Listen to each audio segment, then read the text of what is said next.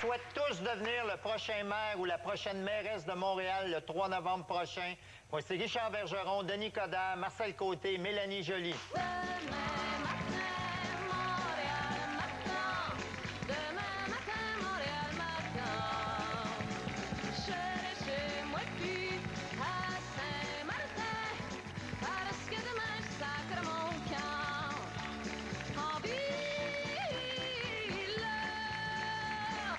Bonsoir à vous quatre. Bienvenue à Tout le monde en parle. Merci. Il faut que je vous avoue la raison principale pour laquelle on vous a invité, c'est que Danny et moi, on ne sait pas pour qui voter. On est indécis tous les deux. On va régler ça à soir. C'est pas ça que tu m'as dit hier. Mélanie Joly, vous avez 34 ans, vous êtes avocate de formation et on vous a déjà reçu comme cofondatrice de Génération d'idées.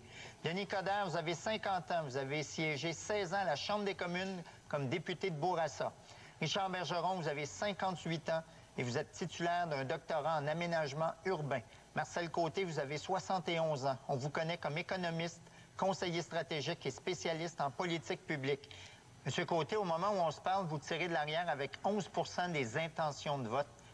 Vous dites prendre bonne note de la punition des électeurs mécontents de l'épisode des robocalls, des appels automatisés anonymes effectués par votre formation sans que celle-ci ne s'identifie lors des messages. Est-ce que vous aviez autorisé ces robocalls et sinon, qui l'a fait? J'ai autorisé qu'il y ait des robocalls. Je n'ai pas, que je connaissais pas du tout les détails, mais j'assume. J'assume, je prends l'entière responsabilité. Imputabilité. Je suis complètement responsable. En fait, l'idée nous vient de chez vous. L'idée nous vient de chez Denis Coderre, qui en a fait quelques centaines de mille. On en a fait 1000 chez nous. Et on a tout arrêté. Et je pense que M. Coderre aussi a tout arrêté. Non, moi, j'ai complété. C'est pas pareil. Complété. Alors, nous, on a tout arrêté. On recommencera pas. On s'est excusé. Des erreurs, ça arrive. Et il faut assumer nos erreurs. Monsieur Bergeron, vous êtes dans l'opposition depuis 8 ans. Vous avez fait partie de la coalition qui a dirigé la ville après le départ de Gérald Tremblay. Mais on dirait que vous n'arrivez pas à vous démarquer. Seulement 21 des personnes sondées sont avec vous. Qu'est-ce qui ne passe pas entre les électeurs et vous? La campagne a été très longue. Elle a commencé le 16 août, il y a 2 mois déjà. Et les électeurs n'ont pas encore porté toute l'attention nécessaire à cette campagne. Moi, je considère qu'elle a démarré hier matin, après la publication du sondage auquel vous faites référence. Et il restait 19 jours. Et le choix, il est tout simple. C'est soit on reporte le même système, les mêmes personnes à l'Hôtel de Ville pour les 4 prochaines années, en ayant simplement changé la tête, en l'occurrence, mon collègue Denis Coderre, ou soit on met des gens intègres à la tête de la Ville de Montréal, des gens honnêtes, ça existe encore. Les candidats de Projet Montréal sont des gens honnêtes et ils sont habitués aux formules démocratiques, puisque c'est un parti démocratique. Là, vous n'avez pas dit que M. Coderre n'était pas intègre. Là. Non, j'ai dit que les gens, malheureusement, qui constituent le noyau de sa formation politique, sont les mêmes qui nous ont fait honte ces 12 dernières années. Oui, M. Coderre, vous répondez quoi à ça? Ben, c'est ça, là, vous allez avoir tantôt Mélanie qui va sortir sa ligne aussi. Là. La réalité, la réalité, c'est que le 3 novembre, les gens ont le choix entre du vrai changement. La réalité, monsieur. Ou de ramener l'administration Tremblay Zampino sous l'égide de M. Coderre. C'est ça, sa ligne. Donc, non, c'est pas ça ma ligne. C'est ça la réalité. C'est la réalité parce que, dans le fond, si on regarde ce qui s'est passé au cours des dernières années, les personnes qui étaient en place, en fait, se représentent avec M. Coderre. Alors, c'est son choix, quand il a décidé de briguer à la mairie, d'aller chercher des gens qui étaient présents. Et puis, nous, on a décidé de faire complètement différent. Alors, je suis d'accord avec M. Bergeron. Alors, M. Lepage, oui, M. Coderre. Plaît-il? Je trouve un peu triste pour une jeune politicienne qui fait de la vieille politique en passant. Je ne fais pas du tout En faisant des attaques comme ça. Elle a tout à fait raison là-dessus. Ce que je trouve intéressant, c'est 2 choses. La première, c'est que la plupart des personnes parce qu'il y en a seulement 24 qui étaient d'Union Montréal. Je n'ai pas marié un parti, je suis allé chercher des individus. Beaucoup de ces individus-là, notamment M. Côté et M. Bergeron, ont tenté de les avoir avec eux, notamment à Lune de Souza et à Ruchitilian. Deuxièmement, je vous dirais que j'ai près de 70 de mes candidats qui font de la politique pour la première fois ou qui viennent d'un autre milieu que de la politique. C'est plus de candidats que Madame a de candidats total. Alors, moi, là, je répugne le fait qu'on tente de définir une société en rendant les gens coupables par association. Ces gens-là sont honorables. C'est des hommes et des femmes qui ont servi leur population. Et avec l'équipe que nous avons, on va faire une différence. Parce qu'on a une équipe. Moi, Ça, c'est de la vieille je politique. suis nouveau en politique. J'ai découvert deux choses. D'abord, on parle en politique. Là, on parle et on parle. Et deuxièmement, on s'attaque beaucoup plus que je pensais. Ouais. Et ça, c'est la grande... vous aimez pas ça? Oui, puis Mais vous non. l'avez appris vite, ça. J'ai une question pour vous tous. Oui. Gérald Tremblay, qui dirigeait la ville depuis 2001, a démissionné l'an dernier après avoir été éclaboussé par des révélations faites à la commission Charbonneau. Son successeur, Michael Applebaum, a quant à lui quitté son poste après son arrestation par l'unité permanente anticorruption. Mais concrètement, une phrase chacun, là, qu'est-ce que ça signifie pour vous, l'intégrité? Pour nous, ça signifie la transparence. Et la corruption, c'est un système.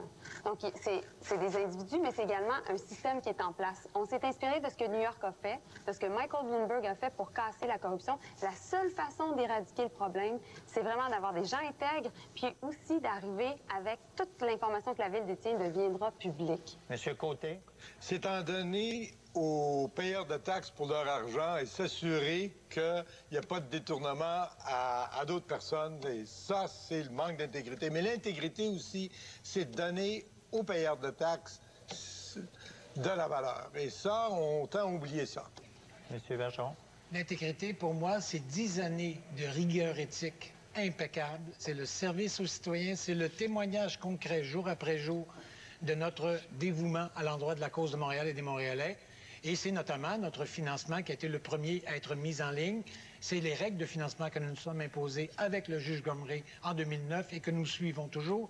C'est ça, l'intégrité. C'est une démarche enracinée dans 10 ans de vie d'une formation politique au service des Montréalais. Vous, Monsieur Coderre? Au niveau de la fonction publique, on doit avoir non seulement une rotation au niveau de certains hauts dirigeants qui ont en charge le processus décisionnel. On doit changer aussi les appels d'offres. Moi, je pense que le plus beau soumissionnaire amène un certain type de collusion. Et on s'inspire de New York. Il y a ça à New York aussi, à Chicago, puis dans les grandes villes. C'est l'inspecteur général. C'est une personne totalement indépendante, qui est une police du contrat, qui a fait ses preuves ailleurs. Et que cette personne-là va non seulement protéger l'intérêt public, mais va dépolitiser l'ensemble du processus d'appel d'offres, parce que cette personne-là va pas dépendre ni du maire, ni du directeur général, mais va être nommée par le conseil de ville. On va parler de transport. Oui. Bon. Oui. Pour régler le problème de congestion routière, Madame Joly, vous souhaitez implanter un service rapide par bus de 130 km Oui. d'ici 2021. Mais juste promettre des bus à l'heure puis un métro qui fonctionne, c'est pas assez? Non, c'est pas assez. C'est pas assez parce qu'il y a deux choses. C'est important de comprendre qu'on a un problème environnemental au niveau des émissions de gaz à effet de serre. Si on ne diminue pas nos émissions de gaz à effet de serre, si on ne signe pas les accords de Durban d'ici 2015, on le sait que la température au niveau mondial va augmenter de 2 à 4 degrés. Et ça, c'est vos enfants, c'est mes enfants, c'est nos petits-enfants qui vont être affectés. Et donc, dans les circonstances, on doit rapidement investir en transport en commun. À Montréal, on n'a pas d'infrastructure adaptée aux besoins des gens pour qu'ils changent leur façon, justement, de se mouvoir. Et puis, donc, par conséquent, il faut un réseau qui va être pas seulement, comme M. Bergeron propose, c'est-à-dire un tramway dans le centre de Montréal, mais vraiment dans 19 arrondissements. Vous, M. Bergeron, c'est un désir nommé tramway que vous caressez. Un tramway nommé Désir. Je ouais. vous cite, j'ose dire que le meilleur expert de ces choses-là au Québec, c'est quand même moi. Est-ce que c'est pour ça Tout que à vous fait. semblez être le seul à y croire? Mais je vous rappellerai que j'ai passé 6 ans à l'Agence métropolitaine de transport comme responsable des analyses stratégiques et que je travaille sur la question du tramway depuis maintenant 14 ans. Oui, ça, Je c'est votre m'attendais- dada, Je ça. m'attendais jamais que ça prendrait tant de temps. Relativement à la question du transport, le système de transport collectif qu'on a aujourd'hui, il est utilisé à pleine capacité. Ce qu'il faut faire, c'est prendre notre système de transport collectif et le rehausser d'un cran. Puis je donne un horizon 2017. Ça veut dire le prolongement du métro qu'a annoncé le gouvernement. Ça veut dire le trolleybus qu'a annoncé aussi le gouvernement dans son annonce économique sur Saint-Michel. Ça veut dire les 200 km de corridor bus qui vont être aménagés, améliorés, 80 millions. Ça veut dire aussi, enfin, livrer le projet P9, le fameux SRB P9. Ça veut dire aussi, sans doute, plusieurs des projets de Mme Joly SRB. Et ça veut dire aussi le tramway. Tout ça en même temps, horizon 2017, il faut rehausser la capacité de notre système de transport collectif pour les raisons que Mme Joly a données, entre autres. Monsieur Coderre, quand la journaliste de la presse, Michel Ouimet, a passé la journée en votre compagnie, elle a remarqué que vous déplaciez uniquement avec une voiture et chauffeur. Est-ce que c'est ça votre vision du covoiturage? C'était de l'autopartage. C'était de l'autopartage. Non, regarde, quand je prends le métro, je le prends. Quand on est en voiture, on est en voiture. Vous avez pris le métro, c'est quand? C'est il y a une semaine. Parce que vous êtes en campagne. Hein? Non, j'étais au centre-ville.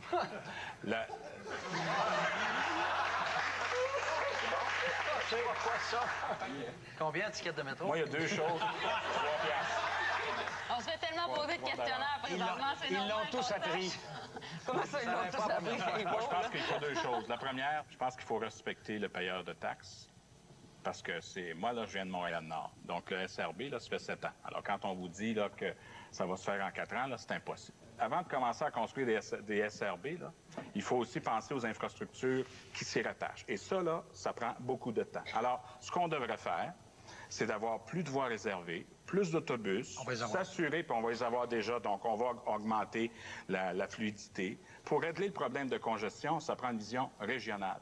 Donc, moi, on a dit 370 km de plus de voies réservées. Mais si vous voulez qu'il y ait moins de congestion, il faut que la Rive-Sud, la Rive-Nord et Montréal se parlent. Et le fait que le maire de Montréal soit également le président du Conseil Montréal métropolitain, on est en mesure, justement, de penser régionalement. Si on s'embarque dans des grands projets comme ça, là, comme on veut nous le dire, un, c'est pas réaliste, deux, ça se fera pas. J'aime autant, moi, qu'on pense déjà qu'est-ce qu'on va faire pour les prochains 6 mois, pour qu'on commence à dégager, parce qu'on peut pas attendre 4 ans pour sortir de cette congestion. À Montréal, tout est compliqué, donc il faut prendre des solutions simples. On essaie de mettre un service d'SRB sur le boulevard Pineuf depuis 2001, puis je pense qu'on va l'avoir en 2020. Ça prend 15-20 ans. Est-ce que c'est une promesse électorale que vous faites? Non, c'est déjà en cours. C'est déjà en cours. Okay. C'est compliqué. C'est compliqué. Normalement, c'est Québec qui paye pour toutes les grosses dépenses. Hein? C'est l'ensemble de la province. Donc, je pense pas que Québec va dire au maire, dites-moi ce que vous voulez que je fasse. Il va continuer à gérer moi, oui. comme il... Non, je pense pas. Mais c'est compliqué. Les solutions simples et les solutions que vient de donner M. Coderre, dans l'ensemble, ont du sens. Des voies réservées, des autobus qui vont plus rapidement et, si possible, des SRB, mais ça prend toujours plus de temps. Il faut arrêter de promettre aux citoyens qu'il y a des solutions magiques. Plus de calèches, plus de calèches. Il faut enlever aussi... Non, il faut enlever...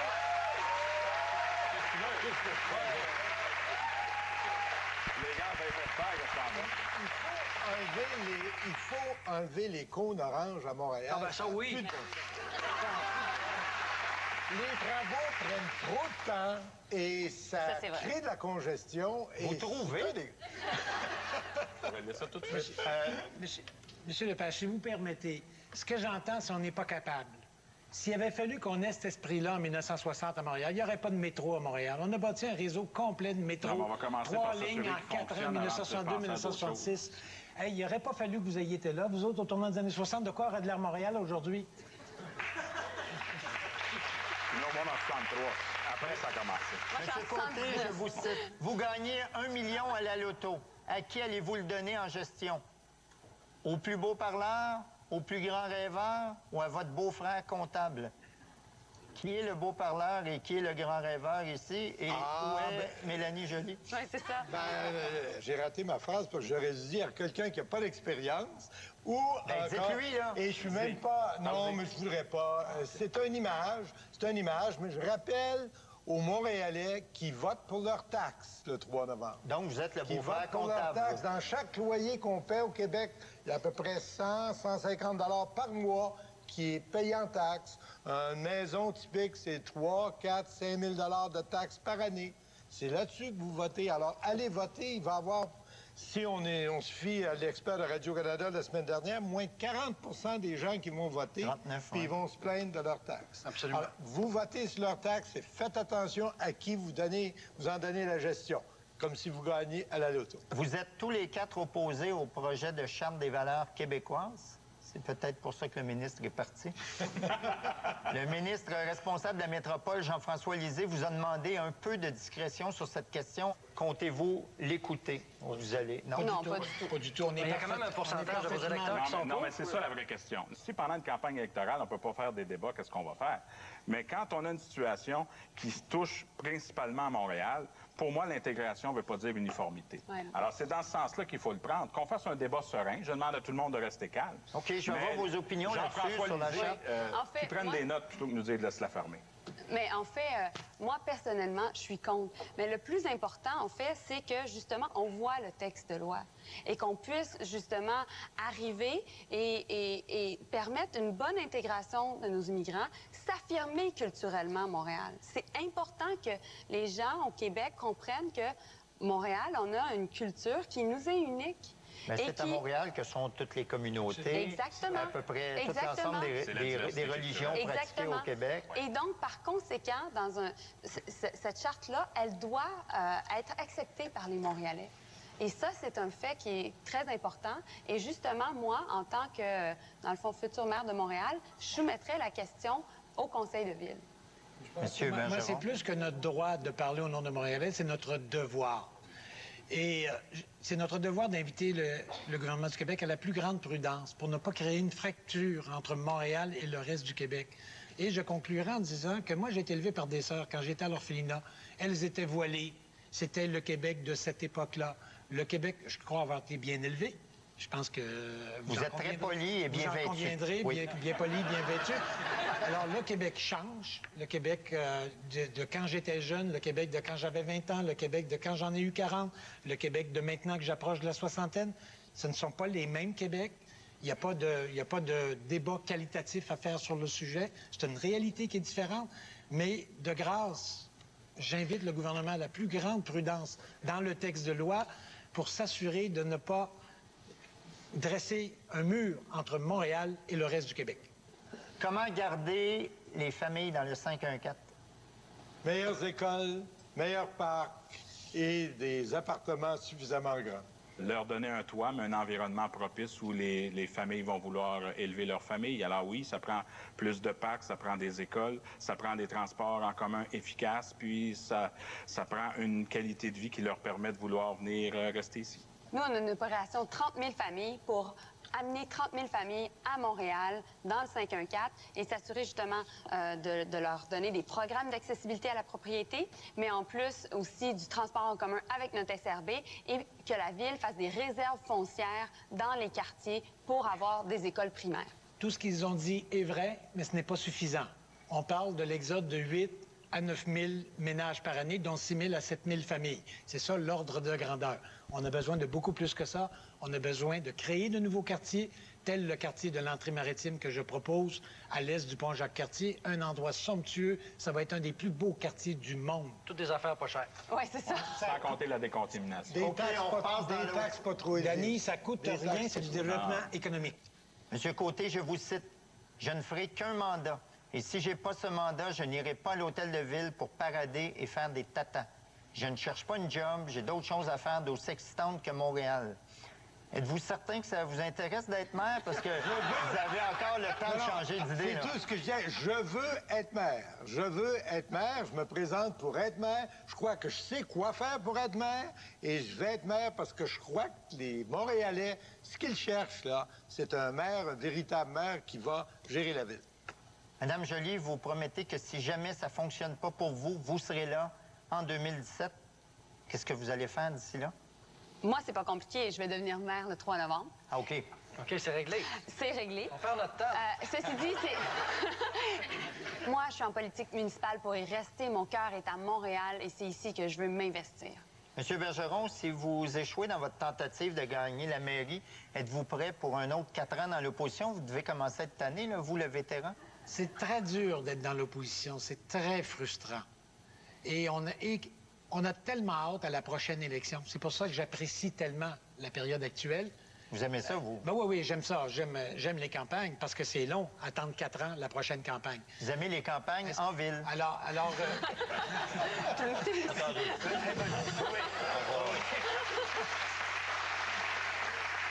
dans cette élection, c'est tout simple. ce sera M. Coderre avec l'équipe d'Union Montréal ou ce sera l'équipe de Projet Montréal dirigée par moi, une équipe de gens parfaitement honnêtes qui ont la compétence et qui ont... Par rapport à l'autre équipe? Non, en termes de compétence, il y a beaucoup de gens compétents, mais qui n'ont pas été d'une intégrité sans faille ou qui ont fermé les yeux. Non, Et pas par vraiment. ailleurs, qui avons de l'audace pour Montréal. Alors, pour moi, c'est ça. J'ai confiance dans le choix du 3 novembre de la population. Pour le reste, on verra le 4 novembre au matin si c'est un autre scénario. Monsieur Coderre, vous avez démissionné de votre poste de député au fédéral pour vous présenter à Montréal. Tout à fait. Si jamais ça ne fonctionnait pas pour vous à la mairie, est-ce que la prochaine étape, ce serait de vous présenter aux élections scolaires?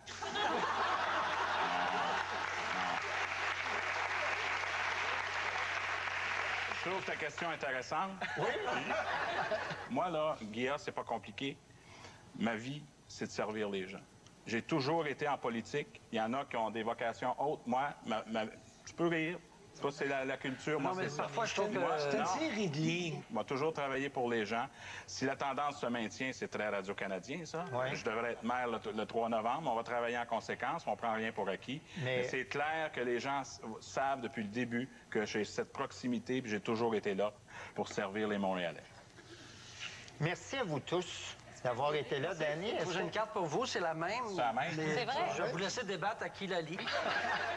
Bon, j'ai passé la commande d'un Non, un maire instant, avec... non, j'aime mieux Mélanie.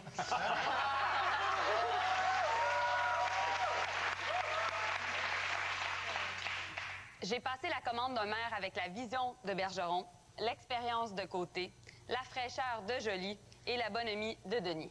On m'a répondu, mon pauvre monsieur, si ça existait, on l'aurait. Merci à vous quatre. On va revenir tout de suite après la pause.